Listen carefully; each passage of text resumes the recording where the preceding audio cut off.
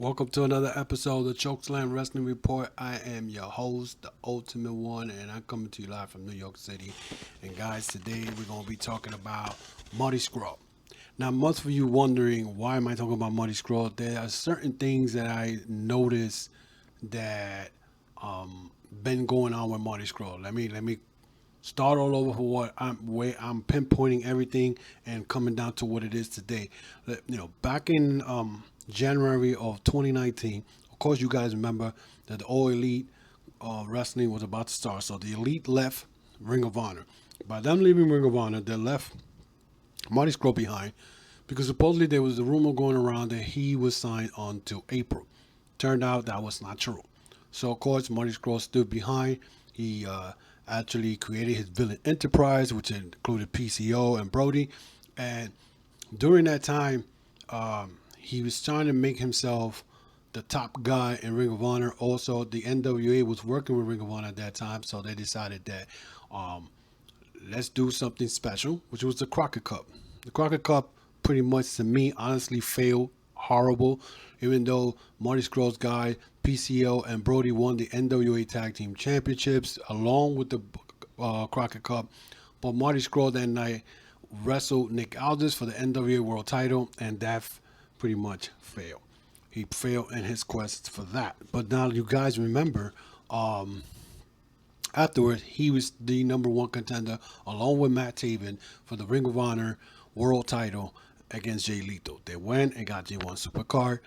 The G1 Supercard at Madison Square Garden should have been the spot where Marty Scurll should have won the Ring of Honor World Title. Of course, Ring of Honor decided not to give him the belt. And there was word just recently, and especially coming from Bubba Ray Dudley, who said he was fighting with the higher-ups in Ring of Honor to give Marty Scurll the title. The powers that be was more concerned, not wondering if Marty Scurll was going to leave after his contract ended, which would have ended in November 30th. Now, as you guys know, he went to Japan, wrestled the Super Juniors, and, the bridge between New Japan and Ring of Honor, even though after what happened at the G1 Supercard where Enzo and Kaz jumped over the barricade and Ring of Honor was not aware of this, Marty Scurll still went in Japan. He still had a good relationship with them at that time. But if you guys remember, Juice Robinson, David Finlay Jr., Bandito, and several other guys tried to become not the Elite themselves, but they became a group that's called Life Love, which failed miserable. And especially after the G1 Supercard, we saw that a lot of the New Japan wrestlers didn't want to deal with Ring of Honor. So we saw Juice Robinson complain about that. Of course, the Guerrillas of Destiny was pissed off after the G1 Supercard 4-way tag team match. They were pissed off. The bridge to New Japan was pretty much already damaged. The only guys who was going over there was Jeff Cobb. So all of a sudden, somewhere between the summertime, the beginning of the summer, NWA decided that they did not want to work with Ring of Honor. Ring of Honor was in trouble. They did not have NWA, and now they didn't have New Japan pretty much supporting them in their quest to become a top 2 or top 3 promotion. AEW started, and of course, Marty Scurll was not aware whether he was going to be signing with Ring of Honor, and everybody was saying that he was going to go to AEW. Let's forward now to November. November 30th was the deadline for Marty Scurll's contract to end, and his contract ended. Everybody was wondering, how in the hell is Marty Scurll going to be final battle? And it looked like it was going to be his final match. I think he fought Bandito, if I'm correct. I could be wrong. I know I saw final battle. I don't remember who he wrestled. But he wrestled, and we thought that was the end of it. But no, the following weeks, he shows up in the Fire and NWA's pay-per-view. Now I'm saying, wow, he's not joining AEW. He's going to NWA. There was words going around that the only reason he was in the NWA was to make himself still, known, relevant, known, until he goes to AEW, whether it'll be February of this year or not. But apparently, somewhere between that time to now, he decided to show up at an NWA Power episode. Then the following week, he signs with Ring of Honor. Ring of Honor offered him a Raw roster contract. Well, actually, not contract, Raw roster contract money. It was main roster money, which was a lot of money, I'm sure. And on top of that, it was a multi-year deal. And on top of that, he was going to be one of the head bookers to create all these matches, hopefully with Delirious. So now all of a sudden, I'm saying, okay, this looks like it's gonna be something good, and maybe he's gonna push Ring of Honor, and I don't know what he's gonna do because not a lot of talent you can work with. But well, again, he made me look foolish because then all of a sudden, Supercar Honor is coming up in April. Here he goes and makes some type of deal with New Japan. Let me get Jay White. Let me get Will Ospreay. Let me get Kenta. Let me get Ichimori. And all these guys now are in the show for Supercar Honor. And then, so now we're like, wow, I'm like saying, wow, he's actually doing something.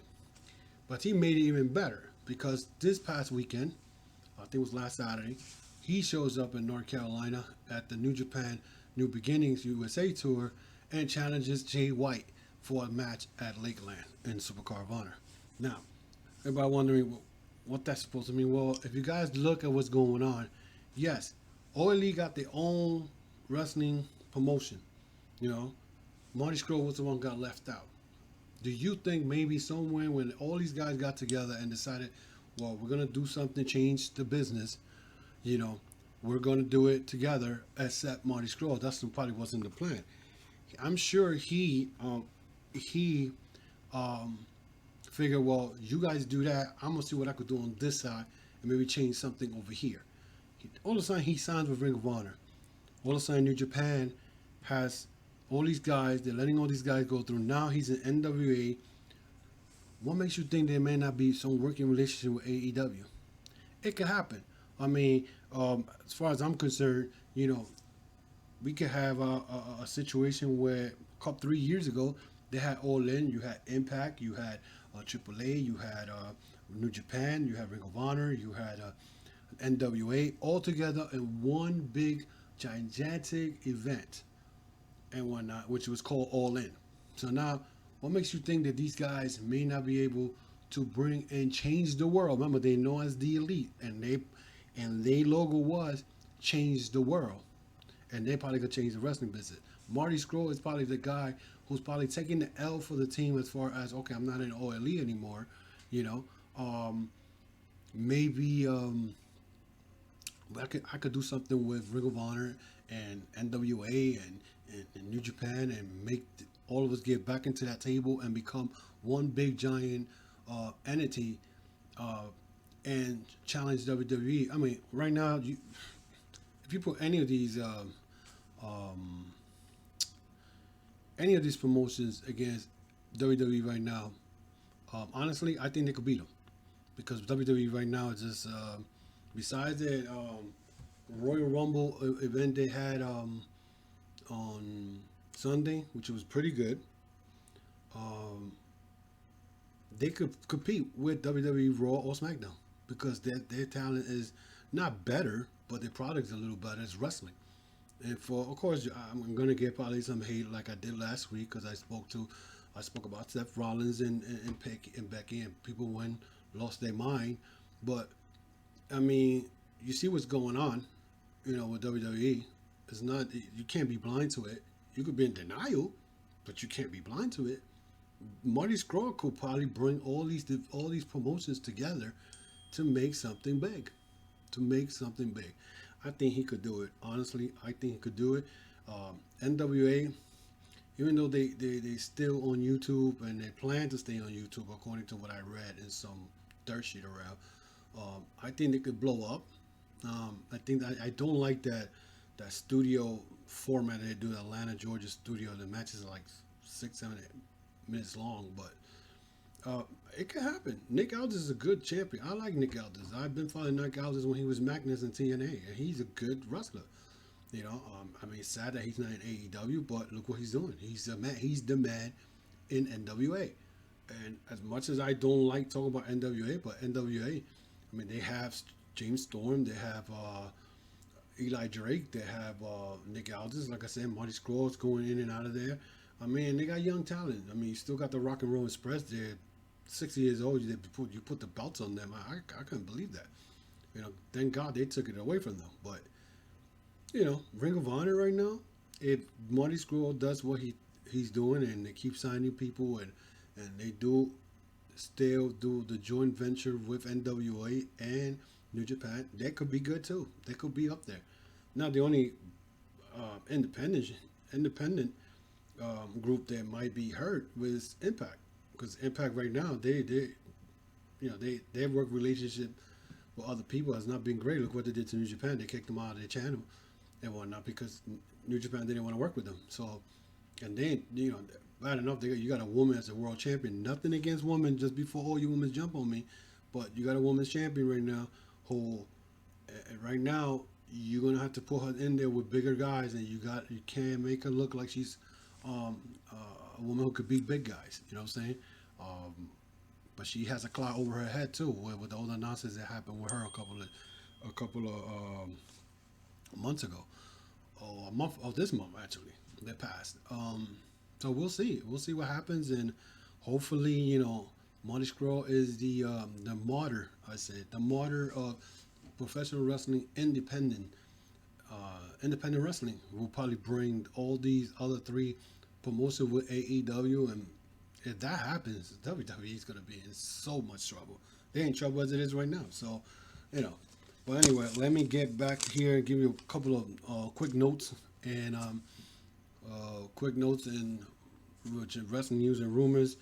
Taya Valkyrie, which is Wella Loca, you know that she's the wife of John Morrison. She signed a 2-year deal with Impact, an extension. She let people have it because they were talking crap about her contract extension and that she was going to leave and this and that. And she did not like it. So she's still 2-year deal with Impact, which I like it because she's better off where she's at. You know, you still got Jordan Grace, you got Tessa Blanchard, you got, you know what I'm saying, you got all these other women that you could elevate that women's division for that promotion. Chase Owens, his last match was yesterday, and with New Japan, and his contract is over, but I know he's booked for several other shows, so hopefully New Japan does not lose him, and he stays with Bullet Club. You know what I mean? Not that he moves the needle for Bullet Club, but he's been with Bullet Club since 2015, and hopefully he stays with New Japan. Trouble in Paradise in WWE, and most people hate it when I talk about WWE. Like last week, I'm murdered by you wrestling fans, WWE fans. But, and I'm sure, like I said, you'll see it, you want to deny it, but right now WWE is in trouble as two of their top board members left.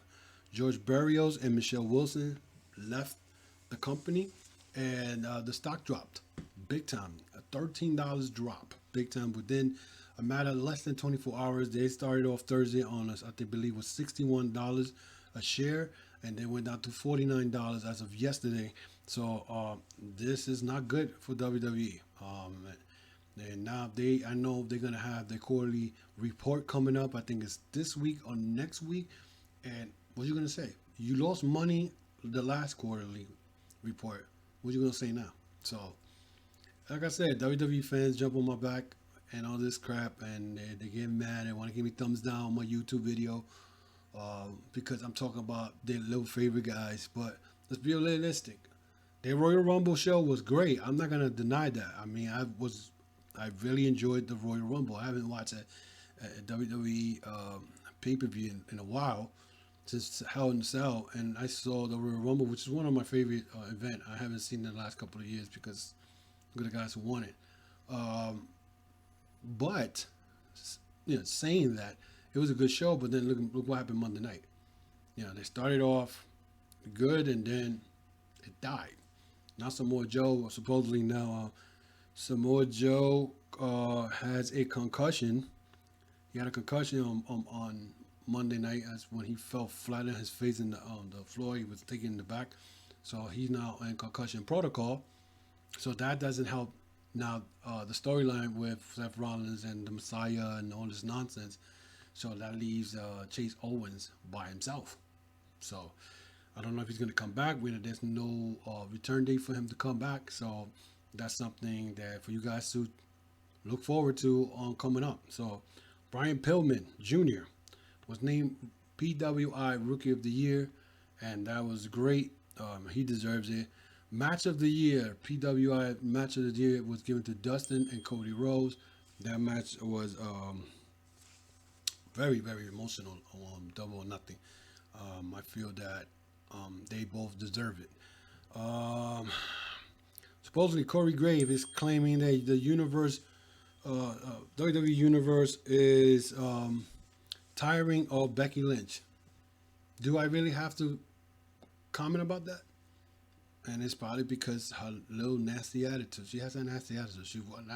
As this Monday, she walking around with a jacket saying "GOAT," like the greatest of all time. Why? Why? And now, don't get me wrong. Becky Lynch has held the belt for over a year. Okay. I just you're gonna hold over the year because there's nobody good in that division. That division sucks. And then Charlotte wins the women's battle royal. So I don't know. Right now, I can't really. I don't really want to talk about WWE. WWE right now needs to work on a lot of things. Like I said, their Royal Rumble was great. They came front, but the night after Raw, they went right back to the same crap. No good. So Bret Hart is dealing with some common form of skin cancer, and it looks like he I don't know what's the deal with that, but hopefully he battles it out with the skin cancer. But we'll see. But guys, this is it. It's a short one this week. Again, take a look at what's gonna happen with Marty Scurll and what's going on with Ring of Honor. Guys, do not sleep on them. I feel that they're gonna do a lot of good things this year. I mean, they have to because they're in the waters. There's a dead ship. It's you got to throw lifelines to get all these people out of the water because that promotion was drowning, and Marty Scurll has come around, and I'm looking forward to see what they're gonna do for the Supercard of Honor. Definitely, it's funny. A couple of weeks I was saying I would not watch that show because there was no interest in it. I mean, Marty Scurll was not signed or none of that, and I feel like okay, we'll see what happens. And looking out, change my mind. I'm really looking forward to that. Guys, check out the New Beginning Sapporo. I think was tonight. There was a title change, which I'm not gonna bring up. I'm gonna let you guys watch New Japan that happened this morning. I'm not gonna spoil it for you guys, any New Japan fans, and we'll see. We'll see what happens, and for the next coming months, see what Marty Scurll takes. If it takes the ball and runs with it and brings NWA, Ring of Honor, and New Japan to the front doorsteps of AEW, that would be great, man. Really, that would be something that will benefit all the wrestling fans in the world. It's not going to be good news for WWE Universe fans because they hate every promotion. Well, let me correct that because there's some WWE Universe fans that watch WWE but watch other promotions. We're talking about you guys, you guys that don't leave the bubble of WWE, who always every week are either giving me thumbs down or going on Twitter talking nonsense, or better yet, going into other Facebook group pages and being trolls, and you want to bash every promotion there is because you do not leave the bubble of WWE. There's more wrestling outside of WWE. So let's get it together, guys. Anyway, I gotta go. Until then, I want you guys to hit the subscribe button if you like what you hear. Hit that notification bell. Give me a thumbs up here. Thumbs up. And if you want more information on me, guys, check the top page up there. You see I'm on, let me see if I got a Facebook and Twitter. I'm also at Apple, Spotify, iHeartRadio, Pandora, Google Play, Google Podcasts, and many other podcast platforms for my audio. This is for my audio podcast. I just pulled the AEW review this past Thursday. I also do one on Mondays that talks about wrestling rumors and news that's going on in the business. So with that, guys, again, up there, I'm on Twitter. It's Facebook. I'm on Twitter, and check me out and let me know what you think about this video. And I hope to see you guys sometime next week.